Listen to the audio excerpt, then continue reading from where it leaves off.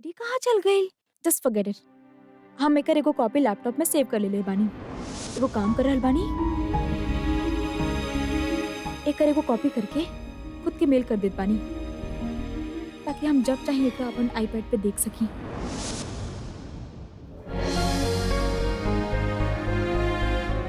And all the best for future. I hope dreams come true well. Have a safe flight. Allah Hafiz. आपके हमार जाए के बिल्कुल भी गम नहीं खेना मिस्टर खान।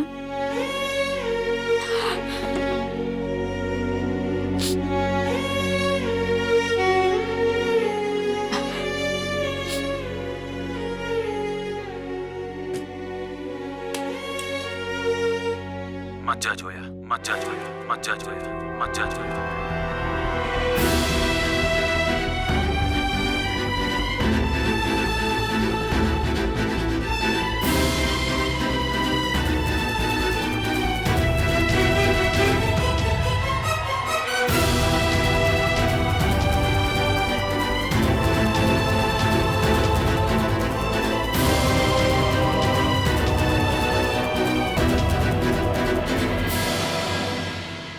एक्चुअली हम खुद के एक्सप्रेस करे में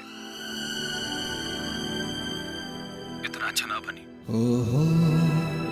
शायद एक खातिर इतना छोटा सा बात तो से ना कह पावत नहीं, लेकिन आई विश कि हम तो से कह पाई थी कि हम ना चाहते नहीं कि तू जा।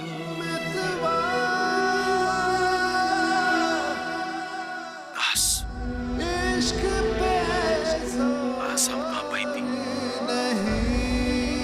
रुक जा, रुक जा, जा, जा, जा।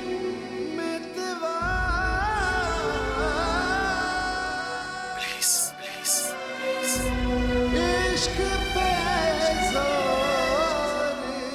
मत जा जोया, मत जा जोया, मत जा जोया।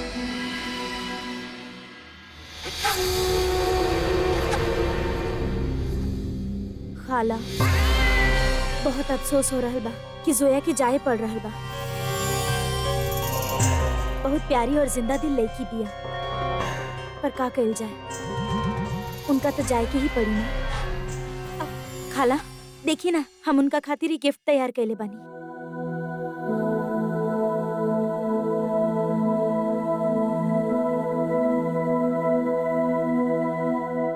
हम जाना तानी कि वो आप लोग से कितना अटैच्ड बिया। कम से कम ये गिफ्ट ही उनकर ही ट्रिप के यादगार बन के उनकर साथ रही। बहुत खूबसूरत बा। शुक्रिया।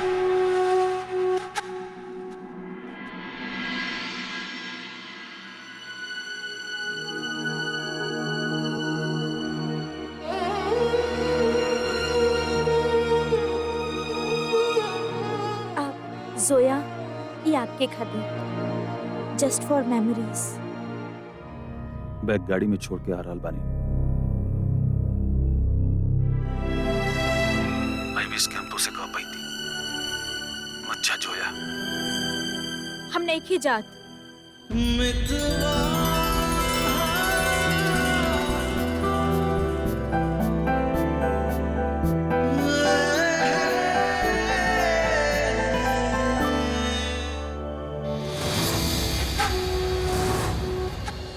अगर आपके जाए के न रहल तो हम सब बैग काहे उठवाइली? काहे कि हम अभी डिसाइड करनी कि हमके नहीं के जाए के। तो ये भी बता दी कि 2 मिनट के बाद का डिसाइड करबू। ना, अभी फाइनल डिसीजन बा। आपके कोनो भरोसा न बा। जब कैब चल जाए तो फिर बोलिए कि वापस मंगवा दा। आपके का लगेला मिस्टर खान? हम अपन डिसीजंस पे कायम ना रहे नी? जी। ओके मिस्टर खान, आप डिसाइड करी। आप ही घर के ओनर बानी। आप बताएं कि हम रुकी या जाएं।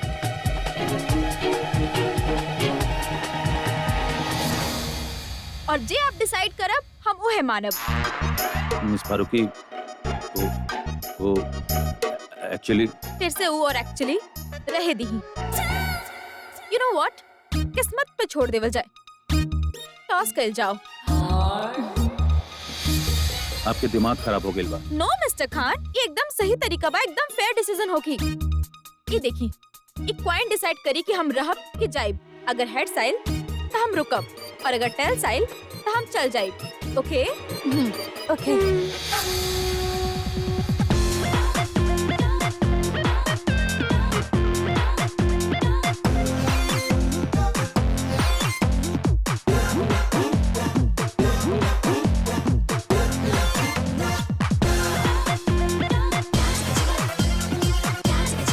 Heads heads heads heads heads tales.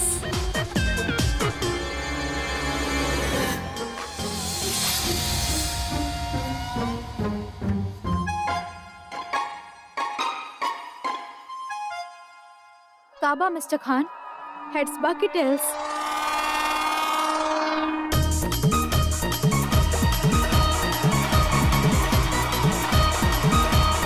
अफसोस।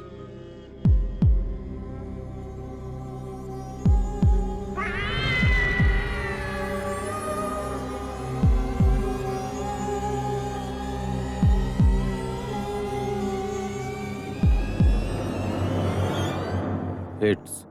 Head.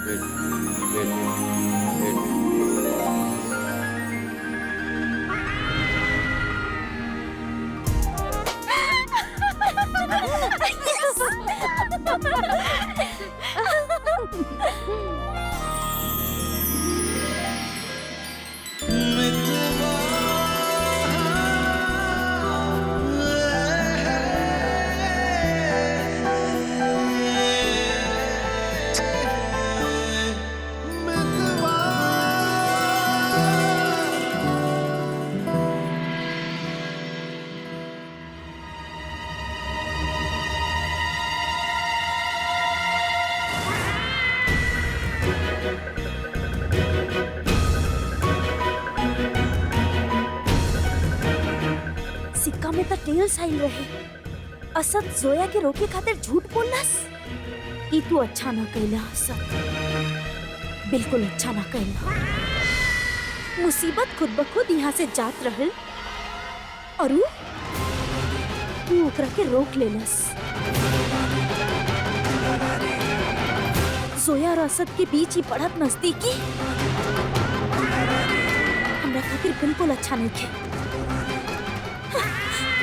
ई लड़की तो हमार प्लान पर पानी फेर सकेली।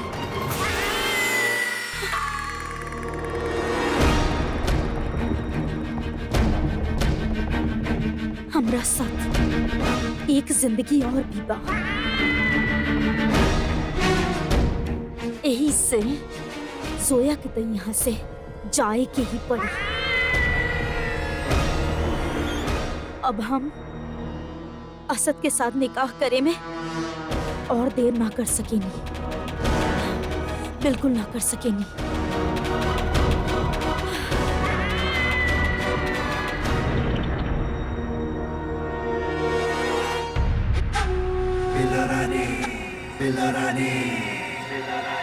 हेलो, हमरा के आपसे जोया फारूकी के बारे में कुछ बात करे के रहे।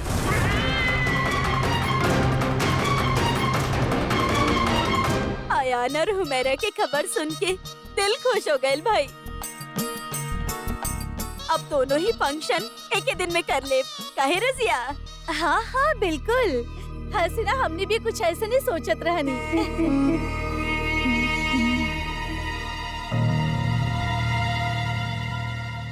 बड़ी किस्मत वाला बाड़ू शिरीन, दोनों की जिम्मेदारी से एक के साथ फारिग हो रहा बाड़ू। भाई बेटी के निकाह के साथ बेटा के भी निकाह हो रहा बा। अल्लाह करे केहू के नजर ना लगे। अब तोहरा के तो पता बना, दुनिया वालन के केहू की खुशी देखल ना जाला, और दुनिया वालन के का, और बहुत बार तो घर वालन से भी अपना की खुशी बर्दाश्त ना हो खेला। आगे पीछे देख के चलिया तो हर जिंदगी में भी नजर लगावे वाला बहुत बाड़े हैं। बाकी तू खुद समझदार बाड़ू, हम कुछ समझनी ना। आप केकर बात कर रहल बानी? अरे हम भला केकर बात करब, बस कहत रही कि भाई होशियार रही हा, केहू केहू से जलेला तो ओकर खुशी बर्बाद करे खातिर कौनो भी हद तक जा सकेला। और हम तो ये देखले बानी, बाहर के दुश्मन से ज्यादा खतरनाक घर में बैठल ऊ दुश्मन होखेला जे अपन बन के डसेला।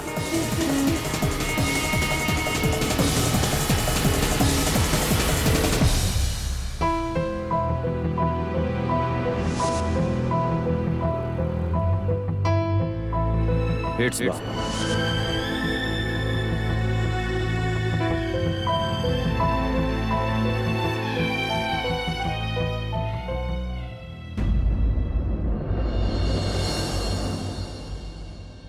So,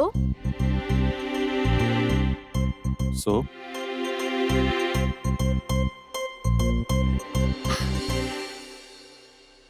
तो आप ना बोलब मिस्टर खान। का ना कहब। Come on mister Khan, I know it.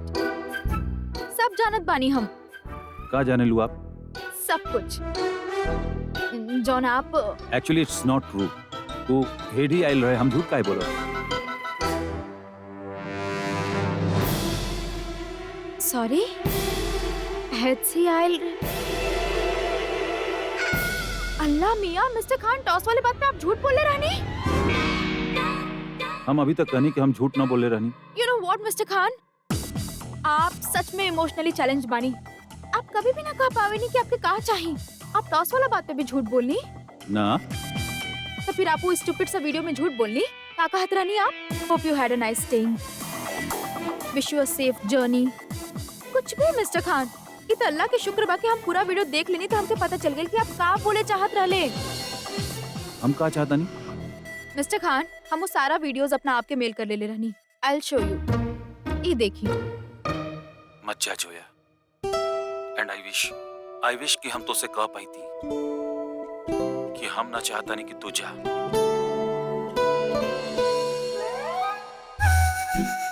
मत जा जोया। मिस फारूकी, हमके नहीं के पता कि आप एकर का मतलब निकाला तनी। ऐसा कुछ ना बा। नो, हम कोनो मतलब ना निकाल रहल बानी मिस्टर खान। इट साउंडेड कि आप कहने की जोया मत जा। हाँ, लेकिन जे आप सोच रहल बानी वैसा कुछ ना बा। Oh really? पर हमके ऐसा ना लागल। हम कहनी ना, ऐसा कुछ ना बा। It's nothing. हमरे खातिर आपके रोके का मतलब जात मुसीबत के रुख अपनी तरफ मोड़े के बा। Oh really? गुड, डील विद इट। काहे कि अभी मुसीबत कहीं ना जा रहल बिया, ओके?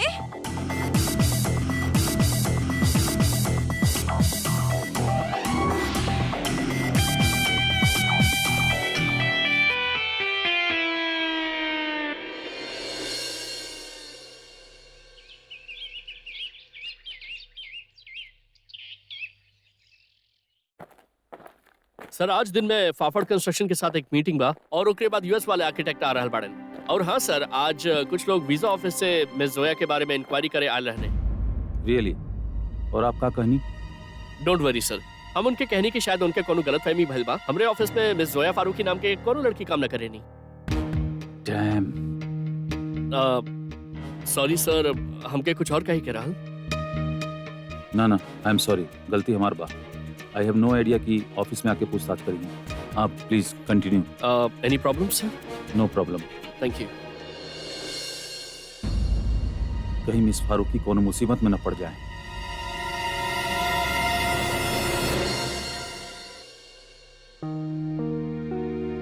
इमिग्रेशन ऑफिसर हमके यहाँ काहे बुलवले बाड़े?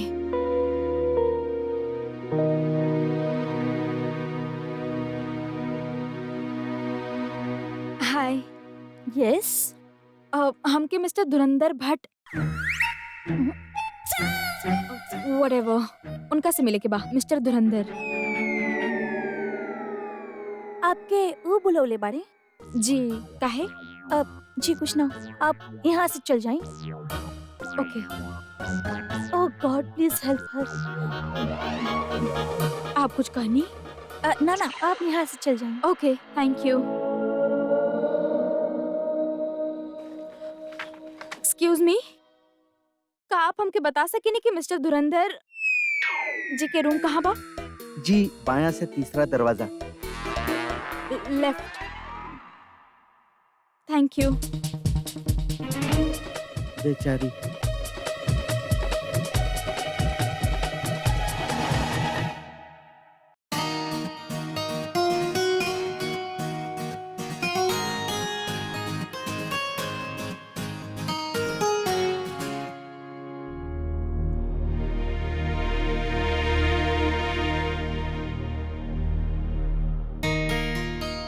आयान, देखिए ना, आपकी अम्मी लेके आयल बाड़ी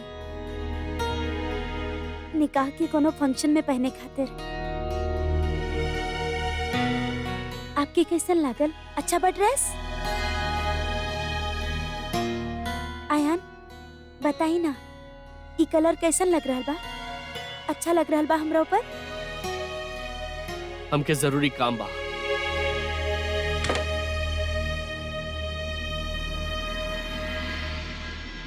ई का बात बहिन, अब तो एक बार भी ना दिखनी।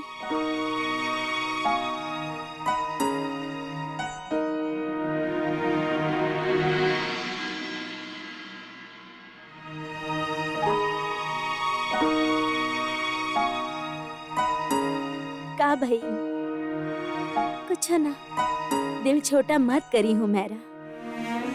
आया न ऐसा नहीं बा। हम एको बात पूछी का आप लोग सब ये रिश्ता से खुश बानी? ओहो, हमनी तो इतना खुश बानी कि का बताई। आप हमरा के बेहद पसंद बानी हूँ मेरा, और अब आयान की भी पसंद बानी जी।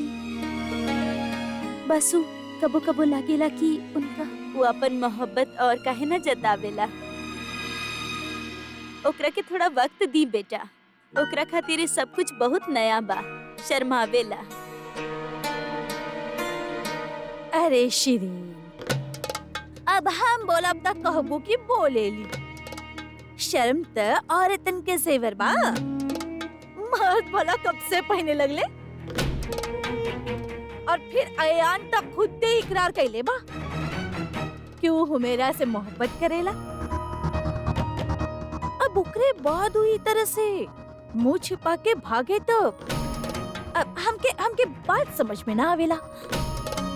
जरूर कोनो बात जो ओकरा के रोक रहल बा। ना भाभी, ओकरा के भला कौन सा बात रोक सकेला? जब आदमी इतना बड़ा फैसला लेवेला तो थोड़ा बेचैनी तो होखेला ना।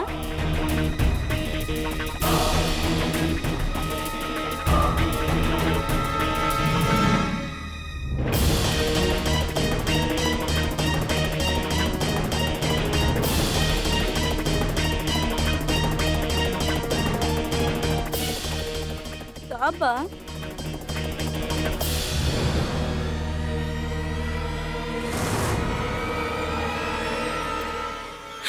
अल्लाह, अरे का भइल?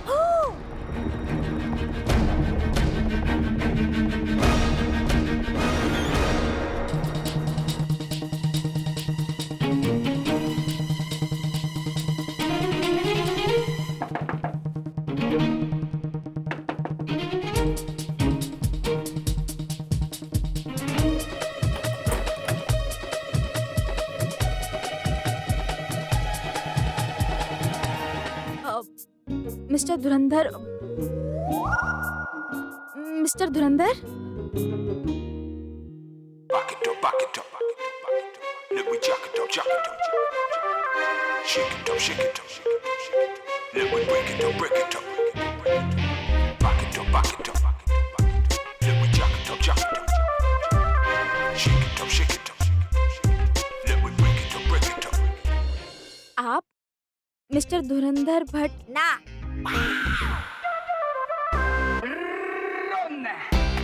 हम उनकर असिस्टेंट बानी, डॉली। तू जोया फारूकी बाड़ू? जी। तोहरा का लागत रहे तू धुरंधर भटाओ डेकर के सातिर नजर से बच जाइबू। तोहार वीजा पेपर्स पर उनका नजर पड़ चुकल बा। आप देखिए मिस डॉली जी, हम अपन सारा पेपर सबमिट करवा देले बानी।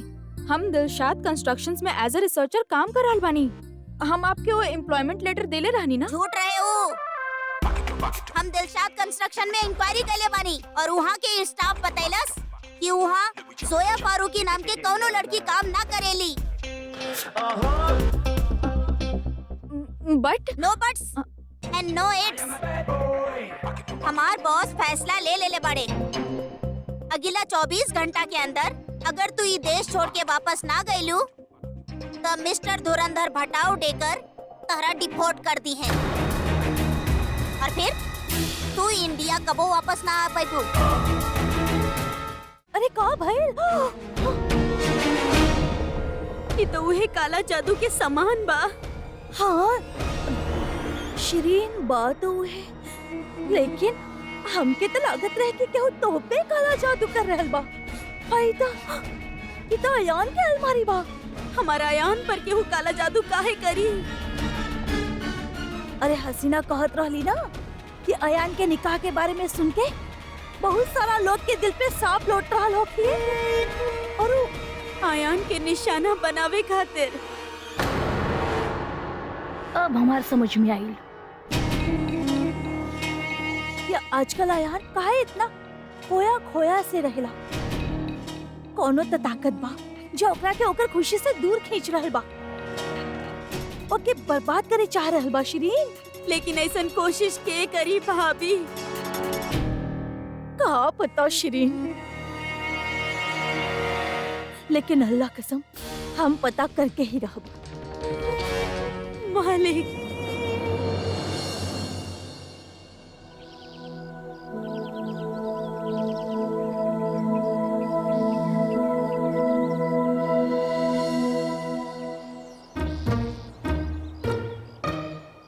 का भाई मिस फारूकी? आप पूछ रहल बानी मिस्टर खान का भाई? हमरा खातिर आपके ऑफिस में फोन कैले रहले और वो लोग कह दिले कि हम आपके ऑफिस में काम ही ना करेनी। और वो मिस डॉली वो ऐसे बिहेव करत रहे जैसे कि हम एगो क्रिमिनल बानी। मिस फारूकी हमारी बात सुनी। का सुनी हम आपके बात? मिस्टर धुरंधर, अल्लाह मियां, उसे तो सब ऐसे डरे ले। मिस्टर धुरंधर ये कर दी है, वो कर दी है, 24 घंटा में इंडिया से निकलवा दी है, 48 घंटा में आपकी दुनिया से निकलवा दी है। जोया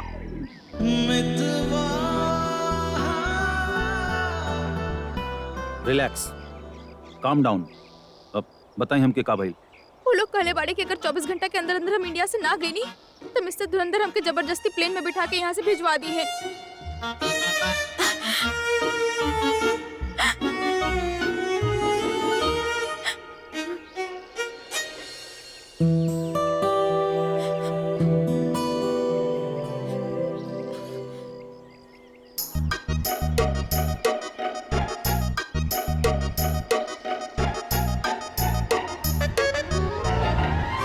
mister Khan, What's wrong with you? हम कैसे रो रहल बानी आपके सामने और आप चुप भी ना करवा रहल बानी।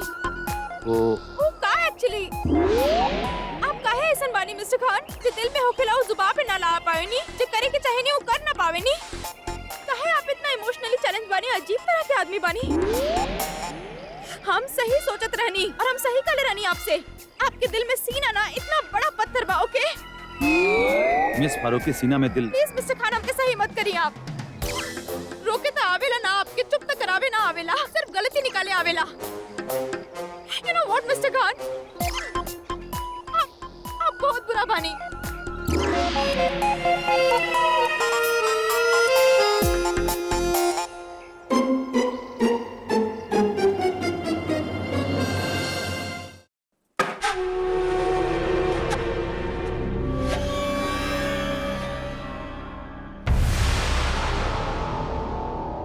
अरे अरे अरे, ये पैसा तो हम तो के दिखावे खातिर लेके आए रहनी। हम सोचने की इतना बड़ा रकम अपना हाथ से निकला देखबू तो शायद काम में थोड़ा फुर्ती आ जाए। जब सोया के हिंदुस्तान से चाय पक्का होगी तब आके पैसा ले जाएगा।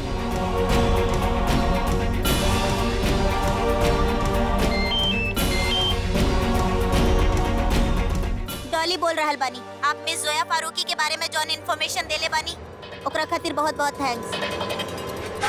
हमनी के बॉस मिस्टर धुरंधर भटावडेकर आपसे मिलके बहुत खुश होखी हैं, काहे कि आप ये काम करके एगो देशभक्त होके के सबूत देले बानी।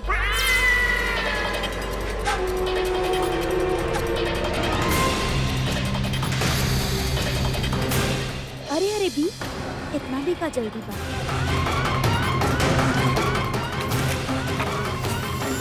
हाँ, बाजी फिर से हमने के हाथ में बाबी। वीजा ऑफिस वाले जोया के धक्का मार के ही मुल्क से बाहर निकालने वाला बाड़े।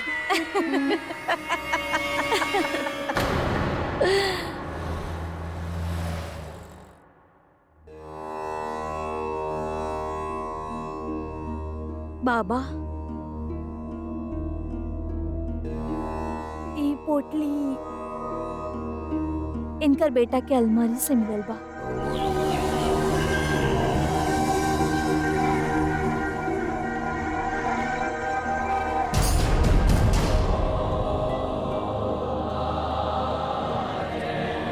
ये तोरा पास कहाँ से आइल? बाबा, इहे तो हम आपसे पूछे आइल बानी। बाबा, आपके हमने के मदद करे के होगी। ई बेचारी अपन बेटा के लेके बहुत परेशान बिया। आप हमके बताएं कि ये सब के कर रहल बा। लावा।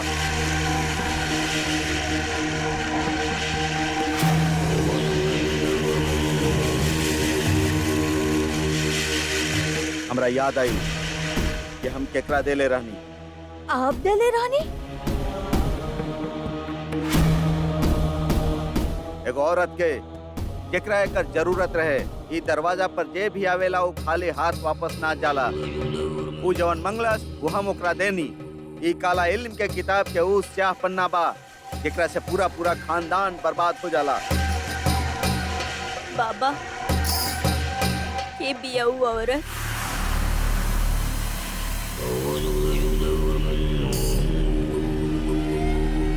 याद आइल। ये औरत हमरा से ही ले गई रहल। ओकर नाम बा दिलशाद खान।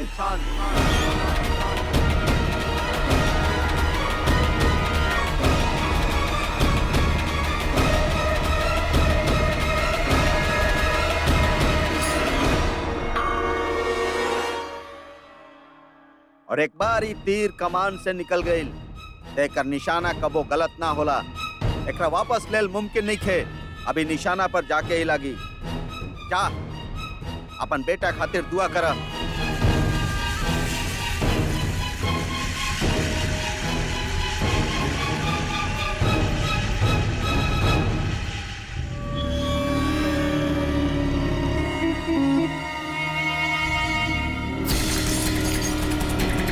तो हर काम खत्म।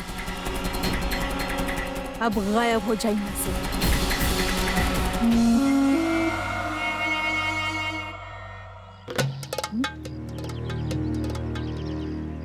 अरे, शिरीन कहाँ चल गई? गाड़ी भी ना बा।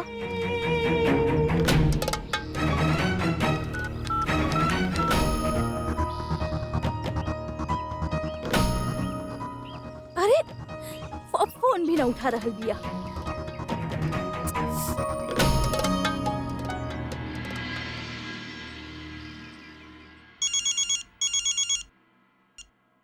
हेलो रफीक, अरे हमके लेहले बगैर कहाँ चल गए तू लोग? बेवकूफ। मैडम कहले रही कि फौरन चले के बाद। चले के बा? कहाँ? अरशद अहमद खान के घर।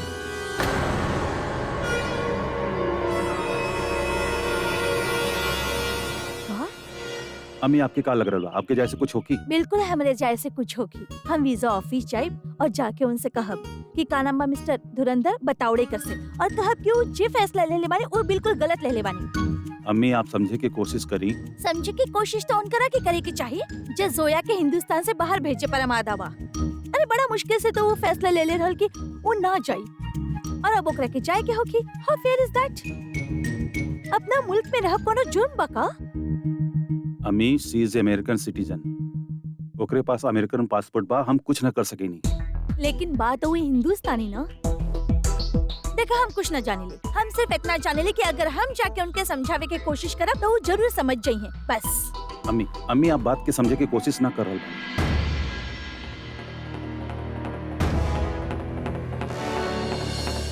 हम दिलशाद से पूछ के ही रहब कि वो ऐसन काहे कर रहली।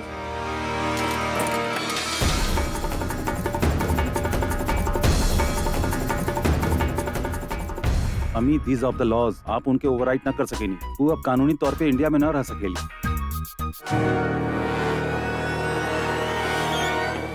एक्चुअली भाईजान ऐसा ऑफिस सब में थोड़ा पैसा खर्चा करे से काम हो जाला। हमार फ्रेंड भी है ना सबा, ओकर पासपोर्ट भी अटक गइल रहे तो ओकर डैड 12,000 रुपीस देके ओकरा छुड़ा। नजमा, हम ऐसा कुछ न करब। और वैसे भी मिस्टर बतावडेकर बहुत स्ट्रिक्ट बने, उसूल वाला आदमी बाड़े। लेकिन असद खाला, जेमी बिल्कुल सही कह रहल बा। वीजा ऑफिस में एक बार जौन फैसला हो जाए ओकरा के बदलल मुमकिन नहीं खे। लेकिन उनके अपन फैसला बदले के होखी। अपना देश में रहब, अपना मुल्क में रहब कोनो जुर्म बाका? हम कुछ ना जाने नहीं। हम जोया के ना जाए दे एंड दैट्स फाइनल।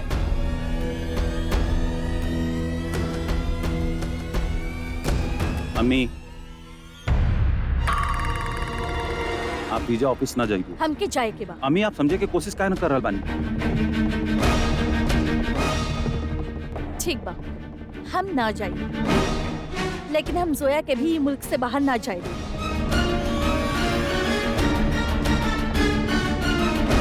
और तू ओकरा के रोकबा, कुछ भी होखे जोया यहाँ से बाहर ना जाए।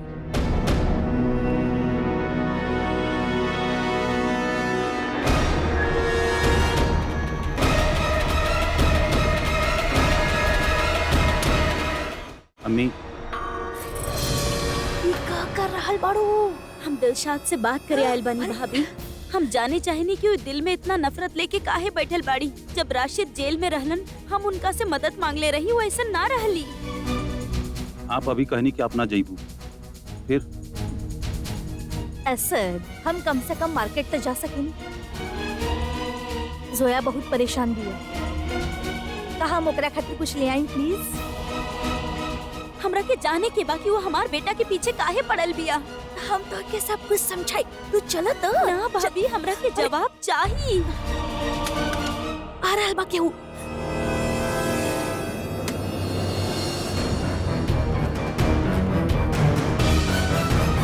अरे आप का कर रहल बाड़ी? आप बात ही ना करे देनी। ये तो के समझ में ना रहल बा का? काहे ना समझ रहल बाड़ू तू कि दिलशाद ऐसन काहे करी है? चलेलू तोहरा से। अरे ओकर शौहर तोहरा वजह से ओकरा के छोड़ ले बा। आज तोहार बच्चन के निकाह हो रहल बा, ओकर बच्चन के ना। हसीना के बात याद बाना तो के का कहले रहलू कि अपन घर वाला रिश्तेदार ये सबसे ज्यादा जलेले। और जब अपन सगा ऐसन कर सकेले तब फिर ये दिलशाद ई तो तोहार सौतन बिया। लेकिन हम दरख्वास्त कर सकेनी ना कि वो ऐसा ना करे। दरख्वास्त? अरे पागल हो गए बाड़ू का? तो के का लगेला तू ऐसा कुछ भी कहबू और वो मान ली? शिरीन देखा, अगर तू ओकरा से बात कइलू ना तो खुदा जाने वो जादूगरी और का कर बैठी। शिरीन, दिलशाद के बिल्कुल पता ना चले के चाहिए कि तोहके ये बात पता चल चुकल बा, समझ लो। बाकी तोहके ये बात राशिद मियाँ के भी ना बतावे की चाहिए। अरे ख्वामखा कोनो और मसला खड़ा हो जाए।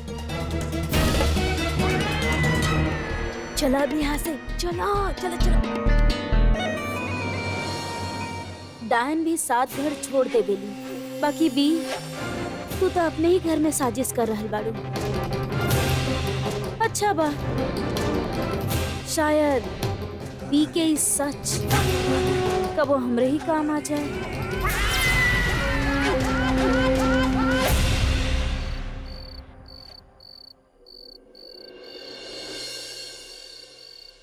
अल्लाह मियाँ, what's wrong with you?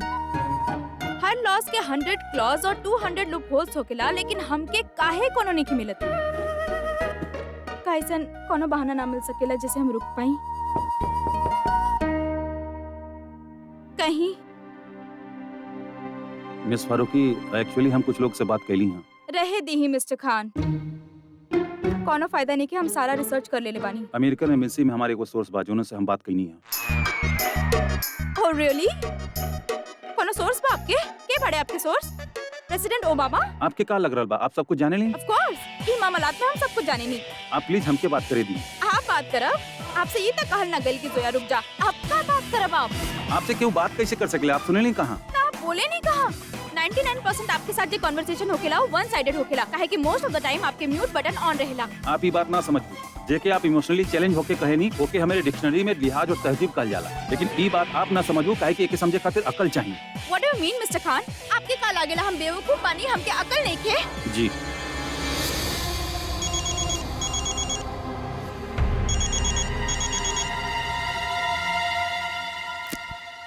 Miss जोया फारूकी।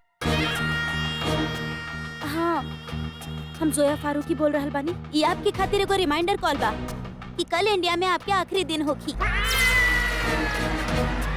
आई होप आप जाए के सारा इंतजाम कर लेले हो खब। हमार बॉस कल सुबह 11 बजे आके आपके सारा अरेंजमेंट चेक करी हैं। मिस जोया, आपके कल रात 12 बजे से पहले इंडिया छोड़ के जाए के पड़ी। देखिए miss Farooqui, just wait 2-3 days, कुछ ना कुछ हो जाए। जस्ट प्रे की ये 2-3 दिन में वीजा ऑफिस से क्यों ना आवे इंक्वायरी करे खातिर। तब तक हम कुछ अरेंजमेंट कर रहे बानी। ओके ओके, उनका से कहीं कि वो यहाँ आ जाए।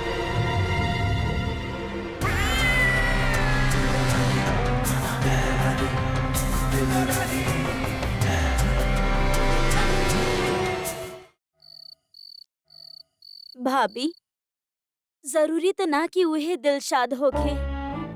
एक नाम के कितना लोग होखेले। अब एगो दिलशाद उ तेल वाला गली में रहेली, एगो और दिलशाद घड़ी वाला बाड़ी, एगो दिलशाद उ टुंडा खालू के भाई के। कमाल करत बाड़ू शिरीन। दिलशाद नाम के कोनो और शख्स के पास तो से दुश्मनी मनावे के कोनो वजह बा का?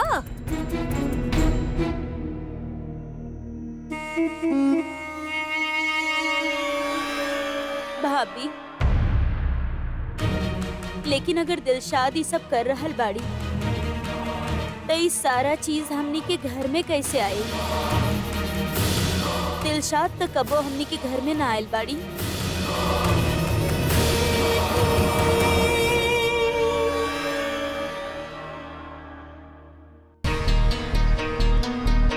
अरे हाँ, जरूर के हुबाजे दिलशाद के मदद कर रहल बा।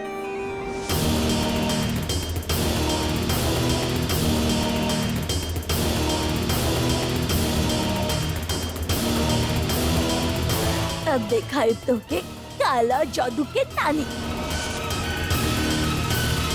तो हमनी दिलशाद के मदद कर रहल बाड़ी।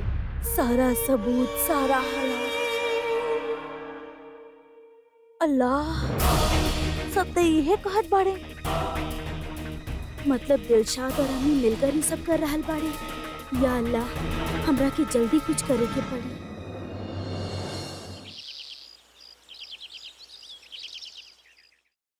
असद, अब तू ये वीजा के मामला जल्द से जल्द खत्म करा। तू तो कहत रहला कि ये काम में 2-3 दिन लग जाइए, लेकिन 2-3 दिन में जोया की वीजा तो एक्सपायर हो जाए।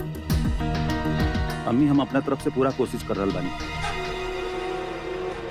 लेकिन अगर वीजा ऑफिस वाले जोया के जाए खातिर कह दिन तो ओकर यहाँ रहल इलीगल हो बाकी जाए। भाईजान, यू डोंट वरी, केहू के कुछ पता ना चली कि जोया यहाँ बिया, और आप 1-2 दिन में तो सब कुछ सॉल्व कर ही लेब ना।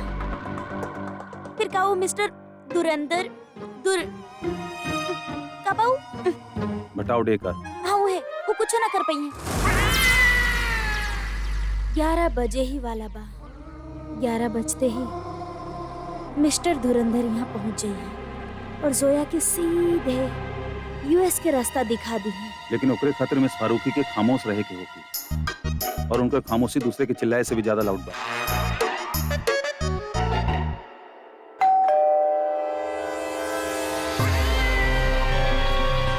पिज्जा आ गई। नजमा, प्लीज देखा ना। हाँ, हम आपसे कहले रानी कि घर पे कोनो डिलीवरी ना होगी। Come on mister Khan, what's wrong विद यू? एगो पिज्जा आइल बा, कोनो जासूस नहीं के आइल।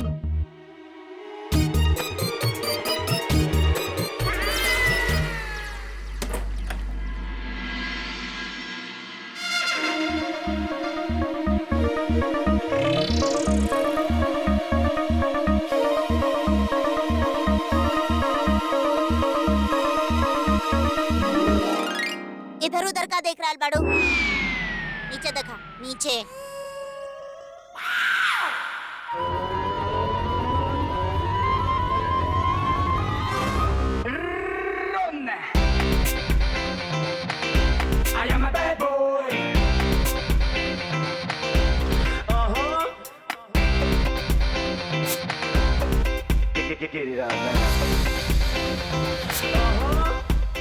जोया फारूकी से कहीं कि मिस्टर धुरंधर भटाव डेकर आयल बाड़े।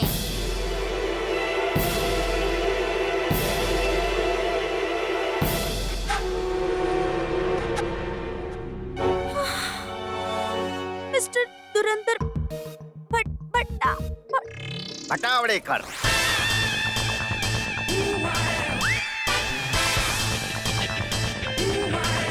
धुरंधर भटावड़ेकर।